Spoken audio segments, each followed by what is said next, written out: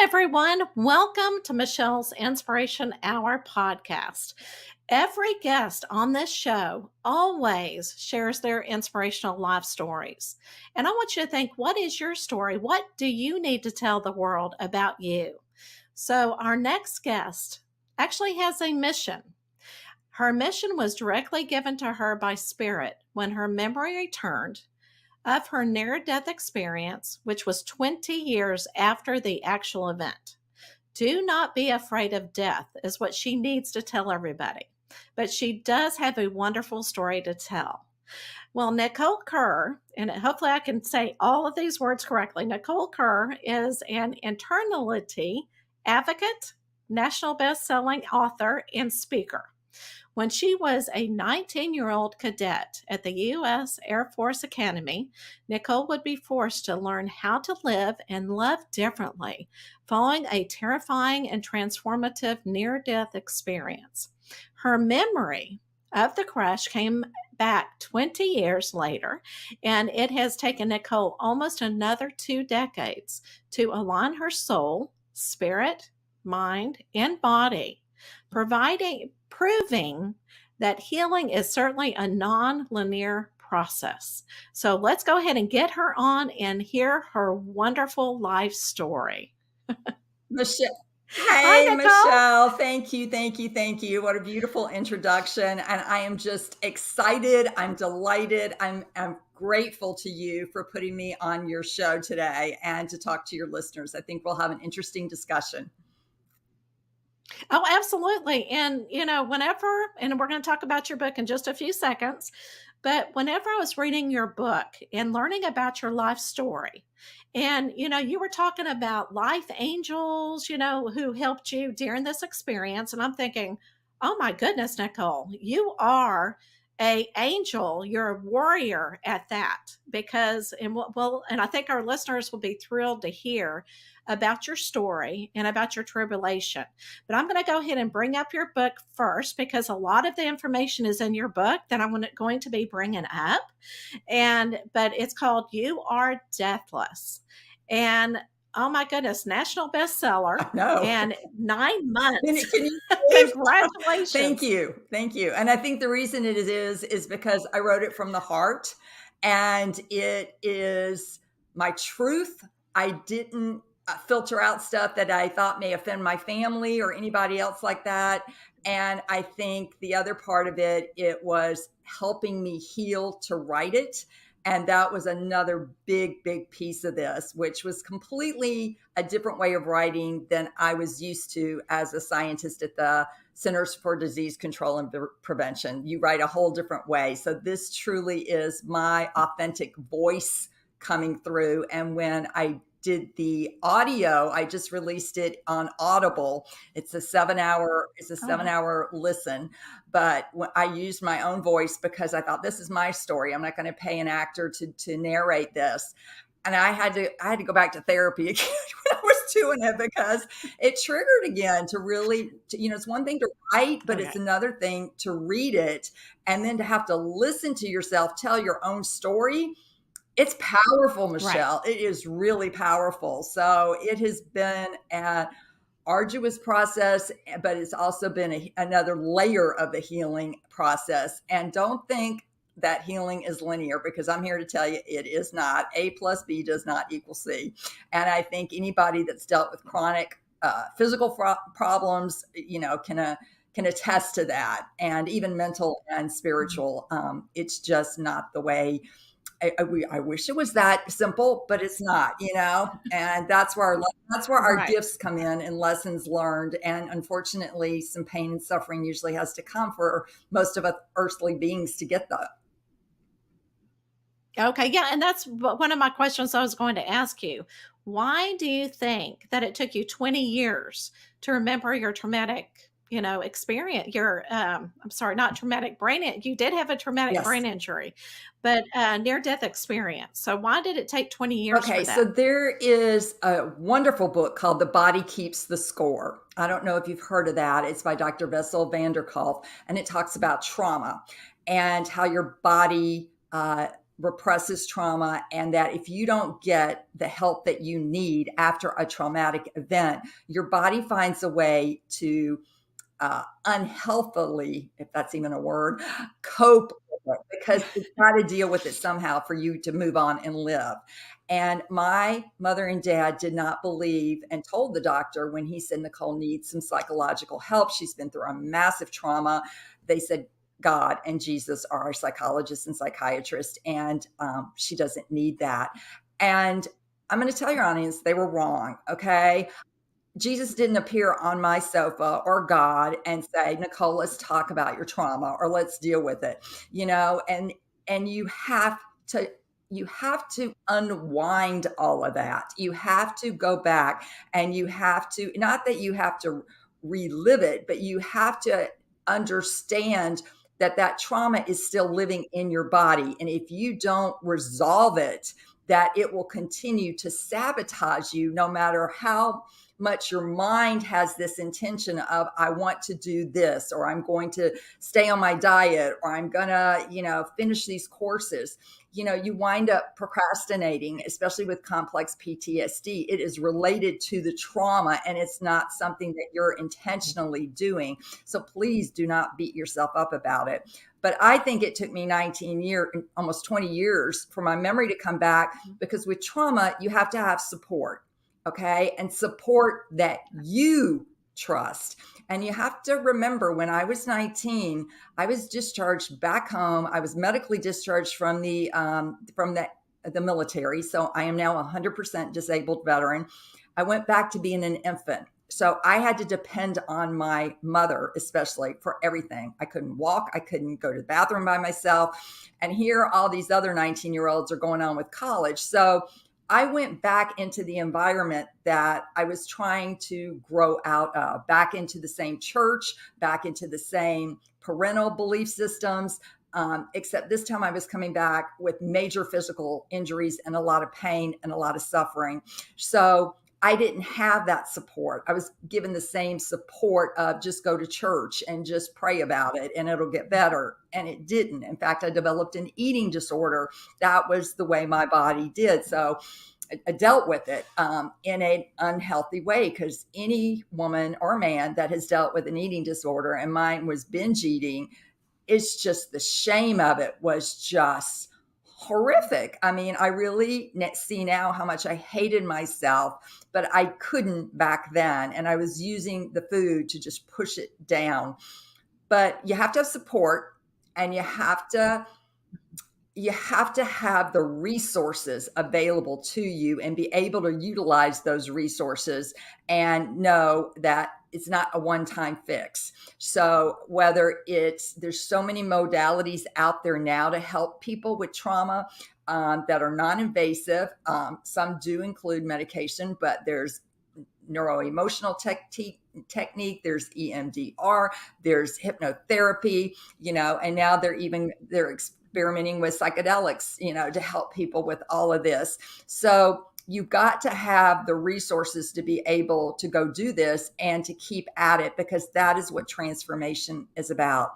And let me tell you, it's not for the faint of heart. It's not easy to look at yourself and to look at your patterns and your belief systems that you inherited generationally or ancestrally that are actually sabotaging you today. And the church where I grew up, in the Baptist church and the Lutheran church, is one of the biggest offenders of that, because they instill a 4-letter word in you called fear. And that fear runs your entire nervous system.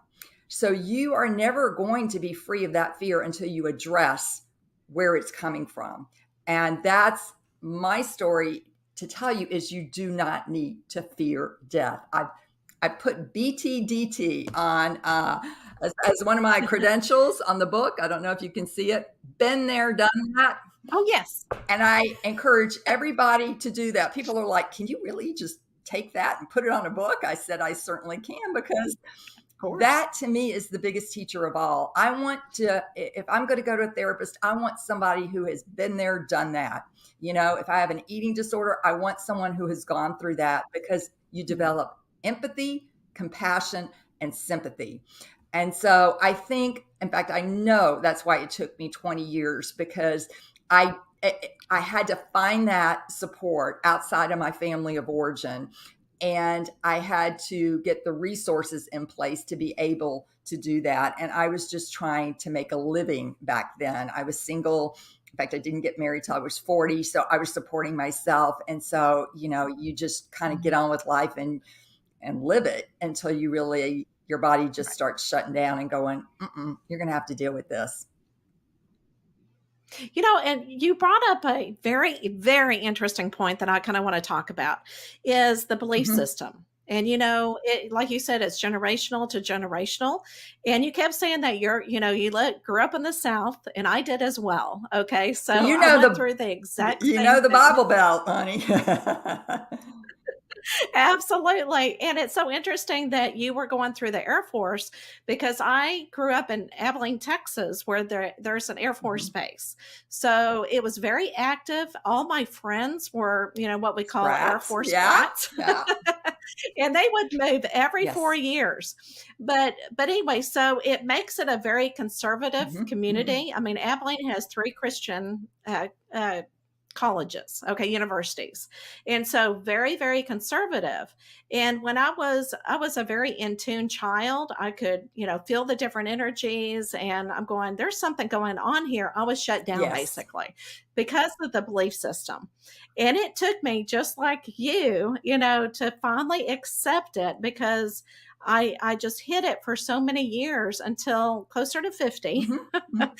And I said, I don't care Yeah. anymore. And my mother and I had the discussion, and she said, you're practicing to be a medium, a psychic medium? And I said, yes. And she's going, um, she didn't know Yeah. what to say. So we don't really talk about it, but it's like in your book, you were talking about your mother, coming over to your house in Hawaii, and she saw a Yeah. statue of Buddha, and that completely turned her off. So it's like they can't see past, or they're so closed-minded, but yet their children are carrying on a whole different Yes. philosophy. So, and I'm glad that you're talking about it. Now, why do you think it took, having a crash, a car accident, and going through this to change your belief system? Okay, so I'm a recovering people pleaser. And I think most of us at least in the South, were raised that way. We were raised to get our MRS degrees, and people pleasing, it can serve you as a child. Okay. I get that if you please your parents, they're going to love you. They're going to accept you. Your safety is guaranteed pretty much. Okay. And safety and security are, when you think of Maslow's hierarchies, they're at that bottom part of that pyramid. You've got to make sure those are met first before you can get up the top of the pyramid to self-actualization, right? So you need Right. that sense of security, so you're going to please them. Well, my parents, especially my father, who was a graduate of the academy, went into the Marine Corps, flew helicopters in the Bay of Pigs, was very much Mhm. Wow. a very rigid, controlling man. And his way was the highway. And that's called dogmatically positioned. Okay. And he didn't care about anybody else's way, it was his way. And he even had his Mhm. 10 commandments. And I talk about that in the book. And the first one was you can't spend the night with other kids, because nothing good ever comes out of that. So those kind of Right. rules. So I think, what did you ask me again? I got all How no, and you're leading it perfectly. No, that your belief system, and I know that your father really, like you said, had his own 10 Yeah. commandments and said you're going to follow my rules, and that sounds just like a military Yeah. guy. I mean, it Yeah. really does. But not only military, but some guys that are very like you said, controlling. And then, so you grew up in this home where you went to church every Sunday. Two There's a Bible. churches. You had to follow Yeah. certain two church, yeah, two churches. I, And I, I so think even what? God got confused to what the message was, because we'd go to the Baptist church and He's they're going, like hellfire and damnation, and your soul's going to hell if you sin. And then the Lutherans are on the other right? end, baptizing you as a little infant, and the Baptists are dunking you in the pool Yes, of and that's water. I mean, yes. it's like, crazy making, you know? Right. So what made you I know that even though, a lot of people have accidents and Oh, severe okay. accidents, they don't change their belief Okay. system. So I know that your near death experience probably helped, but again, it really depends. I know it happens differently for Okay. everybody. But what made you change your My belief soul system? was in the wrong place. I was not Yeah. designed, and I don't think any of us are designed in terms of our soul to go kill, be trained to kill someone else or to be at war. And that is why I think America is having 22 veterans commit suicide every single day, because we're not addressing the soul loss component of the overall holistic picture of their health and our health, because that is huge. Your soul will fracture when you go through trauma in order to self protect. And my soul was in the wrong place, but I couldn't quit. Failure in the Kerr family was not an option. You could not fail and you could not quit, especially being a female, one of the first females to go to the US Air Force Academy. I had to get a congressional nomination. I mean, it's a big freaking deal to get accepted there. Yeah. And then I got there and I was like, what the hell have I done? You know, I was having people yelling at me. I did not prepare for it. You know, in high school, I never wanted to be in the military. But then my junior year, my dad's like, okay, you need to start thinking about which schools you want. Do you want the Air Force Academy or the Naval Academy? I had those two choices, you know, and I wanted to make him proud. I really did. I thought, then he will love me. Then he will see me. I'll be daddy's girl. And my soul, and I knew this after 3 weeks in basic when I called home, and the first three, we only got a 3-minute phone call home. I heard my mother's voice Mhm. and I cried for 3 minutes on the phone. Then I started hyperventilating, and I needed her to tell me, Nicole, it's okay if you quit. It's okay if you want to come home. You don't have to stay up there and be abused. Okay. And my dad knew, because he's been through the academy, he knew the abuse that goes on, especially your freshman year: physical abuse, mental abuse, emotional abuse, and for women, sexual abuse. Okay. It's rampant. Mhm. And I was like, I just couldn't I couldn't say anything, you know, and she never said that. She just said to dad later, she told me, what have we done to her? And he's like, oh, she'll be fine. And I wasn't fine. I realized years later that was my first panic attack. And my commander just told me to sit over there and get over it, you know? And so I lived in a constant state of terror, not even fear, because I was I was always the last one in the squadron. I was keeping the squadron from moving ahead because I would fall out of the run, you know, or I wasn't a physical stud, you know, and so I had to go to remedial training, which was even worse. I mean, I literally do not know how I survived that first year by Mhm. seriously, just sheer willpower. And then starting my second year, Yeah. I knew it was going to get harder in terms of academics. I am not an electrical engineer. I'm studying this stuff going, oh my God, you know, this stuff doesn't make sense to me. I like psychology and that kind of stuff. I was in way over my Right. head and not at all my interest. And so my soul was going to say, I think it did for me what I couldn't do for myself. And it was in a very horrific way, but it did it in a way that I didn't have shame attached to it, because I didn't quit. Yeah. I got an honorable medical discharge, but my dad still Mhm. blamed me because I broke his rules. I was going back home, back to the academy from an event, and I got in a car with a senior who had been drinking, and we stopped and had 2 beers. The first 2 beers I'd had in my life, because now I was free, and as a third degree, I was going to have some fun finally in my life. And did gummit, Michelle, first time I had 2 beers, a cigarette, and a kiss with a guy, Yeah. I I get in a car crash where I'm pronounced dead, you know? And so I have had Right. real Right. difficulty having fun. So Oh, right. since Absolutely. then. So, and my Well, dad, yeah. that shaming and blaming of me, even though I was not driving, he said it was a bad decision. And fast forward to last May, in the epilogue of my book, my roommate quit the academy in Christmas of that year. For 39 Mhm. years, me and my other two roommates never heard from her.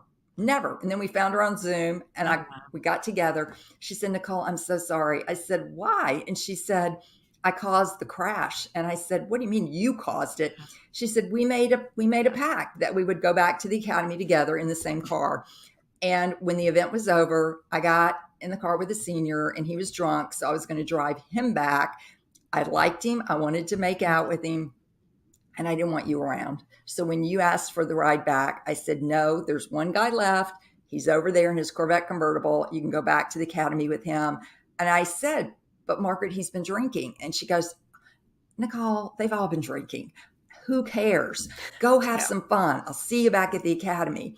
She had no idea that this guy's agenda was to stop and have some more beers and be late getting back Mhm. and try to have sex with me. And she had no idea, but she never saw me. And then, you know, they were told I was dead. And then I was Wow. in the hospital for 4 months. And I said, "But why didn't you ever say anything to me?" She said, "Because I thought you Yeah. knew, and you just were so angry with me, you never wanted to talk to me again."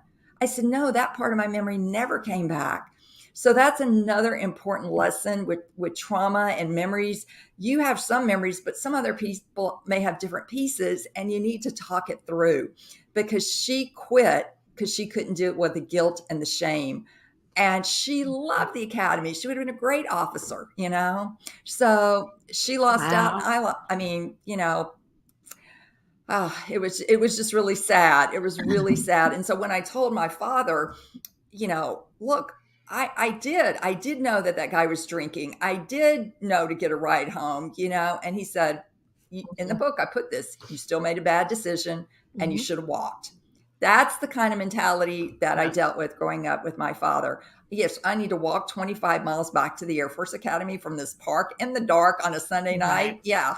So my dad's Mm. never going to own it that that I'm blameless. He's never going to forgive me. And I've just learned that him and my mother are what I call religious addicts. Okay. And to Mhm. me, out of addiction, that has got to be the toughest, because you're up against their version of God, and that's Oh, right. biblically based, literally out of the Bible. And you cannot come back with anything that they're not going to refute with scripture. So Mhm. I Yeah. unfortunately, we don't have a relationship anymore. It's not the way I ever thought things would play out, because in the South, you're raised with the belief system that family will always be there for you. They're your safety net in Mhm. case you need them. And I have to tell people that's not true either. That's a belief system that some families are and some aren't. And Right. if they're Yeah. toxic people, for your own mental well-being and physical and spiritual, you need to remove yourself from them, because it is not going to help you align and reach a higher vibration if you're constantly being told that you're criticized or you're judged for whatever it is. Conditional love, and that Right. is just, that'll kill your soul faster than anything. Absolutely. And, I really, admire your friend for coming Yeah, forward and telling you the truth, because I can imagine living with that guilt yeah, all those years and just removing it. And you were able to kind of say, yeah, it's yeah, okay, almost like, now yeah. she can relax and really and embrace you. and validate for So, me yeah, that I wasn't right. stupid enough to get in the car with somebody who's fallen Oh, down, right. because I'm thinking, no, yeah. Absolutely. So let me ask you this. I know that you've had what you've talked about your difficulty relationship with your parents. So how do you, I know this is the hardest word to talk about, is to forgive them and move forward. I talk to them, and I know this may sound weird to someone, but I see them as their true soul spirit self, okay, which is perfect. Okay. Yes. Uh, Yes. our true nature, our true selves are perfect and we are loved more than we can ever imagine. That is one of the key positive lessons that I talk about from near death experiences. And that is who I see them as and talk to them as instead of their human form, which continues to be Mhm. critical and mean and vicious and what is it? Hypocritical, I guess, is the main thing. And a lot of Yes. churches, Yeah. I see this going on where Jesus said this, and and I'm like, well, Jesus said, "Judge not, lest ye be judged." And you're sitting here judging the gays and the lesbians and all these other people and people that want to have, it's just You're right. a Right. soup Right. stew that is just so. Bleh. So Right. so anyway, I talk to them on that level, and I Okay. have forgiven them because they don't know any different. Uh, they Right. never healed their trauma wounds. My mother was born in the Ukraine in Kiev in the Ukraine. She went through World War Mhm. II, had her dad taken from the Russians, killed, executed. Her grandmother died in front of her from a bomb. I mean, she's been through horrendous trauma. And my dad, too, growing up with an alcoholic father. They never sought help. Okay.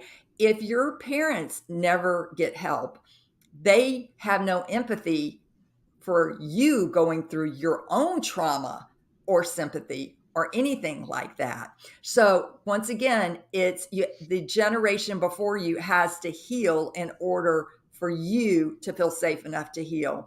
And so that is, I think, the hardest thing is realizing they don't see that they have any problems. They don't see that they have Right. depression or that they have anxiety or anything that needs help.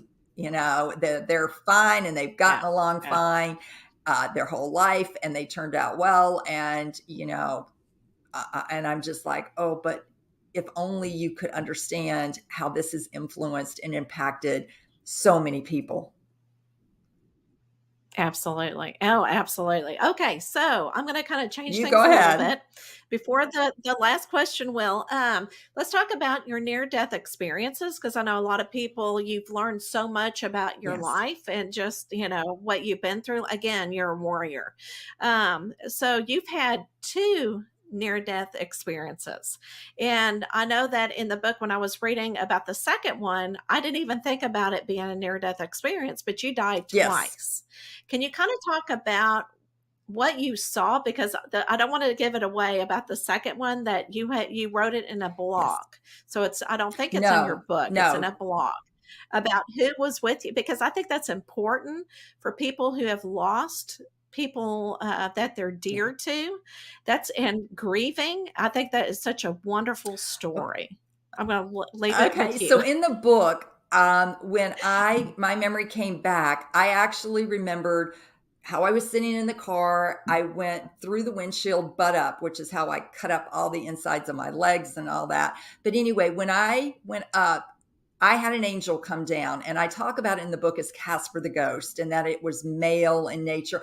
I had all the qualities except the identification of the name of the angel.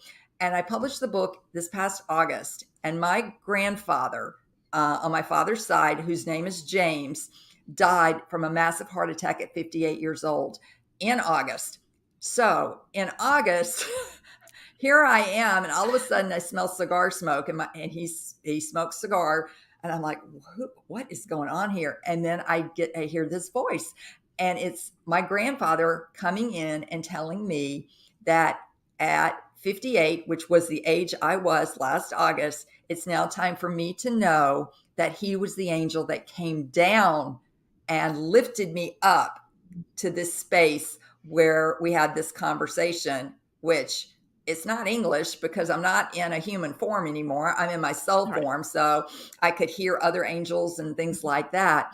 And he said, Nicole, he came to me and he was around his early 30s. Now you have to remember he has no baggage whatsoever of his time here on planet Earth. So there's no alcoholism, although it is interesting that the driver had a DUI. His blood alcohol was double the limit. Okay. So the alcohol connection is kind of interesting to me. But he came and he said, I was your angel and I will always be there. And I've had to fight really hard with you to keep you alive because you wanted to leave several times. And he said, you have a mission here. And he said, that is to tell people to not be afraid of death because so many people are, especially if you're raised in a religious theology that makes God dual. That if you're not doing this set of rules, you're not going to make it to heaven. If you don't believe in Jesus as your personal savior, you're not going to make it to heaven.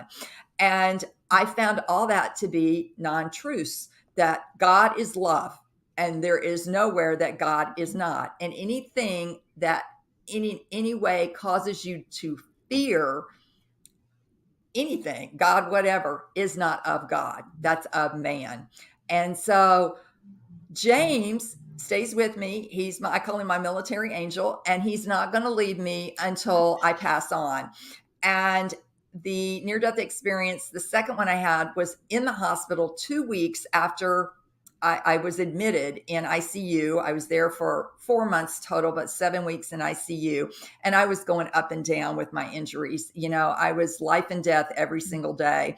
And they had an emergency surgery, and I coded on the way to the OR. And then I got in the OR, and they didn't put me all the way under from an anesthesia point of view. They gave me a muscle relaxer and a little bit of anesthesia. So I had the memory before of feeling, I could feel them cut my stomach all the way open because I had all these bacteria from the car that I had, ground up dirt and grass and feces and fiberglass all in. And it was setting up 3 infections that started sepsis and gangrene. So they were like, if we don't go in, we're going to lose you for sure. And then on the operating table, they did lose me. And so they went and told my parents, who were in the chapel praying, that Nicole has died and that they need to start making funeral preparations. And my mother refused to believe that. And she said my dad started crying. And that was the first time in her entire marriage to him that she's seen him cry. And he's like, well, do we bury her at the academy? Or, that's where he is. And then 2 minutes later, Right. another surgical nurse comes in and said, her heart just started again. And so what I had done is I left my body. Okay.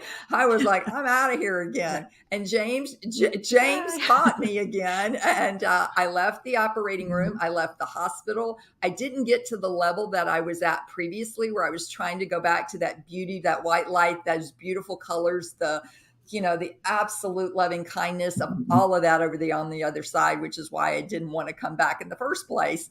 And so Right. he caught me and he's like, Nicole, you need to go back into your body. And he said, I'm not going to leave you. And when he said that, I was like, okay, I'm not alone, because I had felt alone for so much of my life. And when he said he wasn't going to leave, and he has not left me. And then there was another time where it was my lungs filled up with fluid and they could not get them to drain properly. And I was suffocating. And that is, to me, got to be one of the worst ways to die, is to Oh, suffocation. yeah. And so, Right.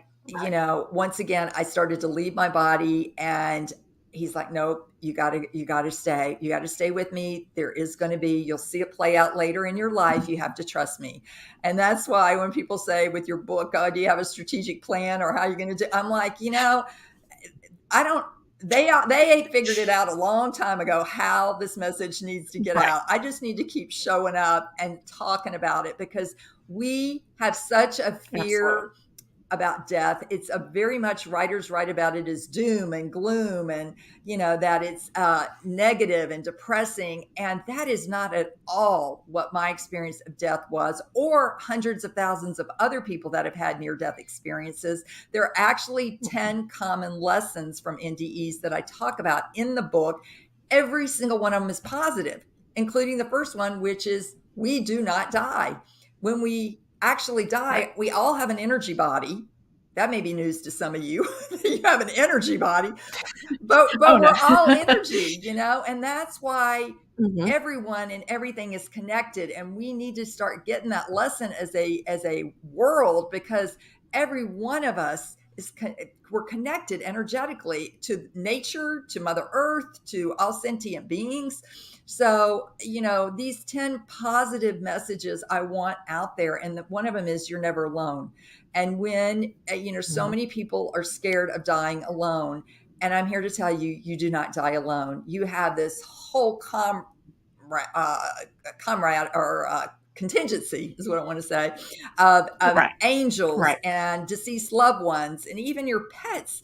They all come in and help escort you over to the other side. It is beautiful.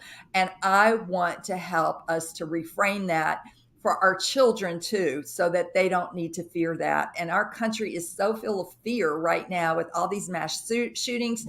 I mean, we have to remember, Mhm. none of us are guaranteed tomorrow or even the next moment. We never know when death is going to happen.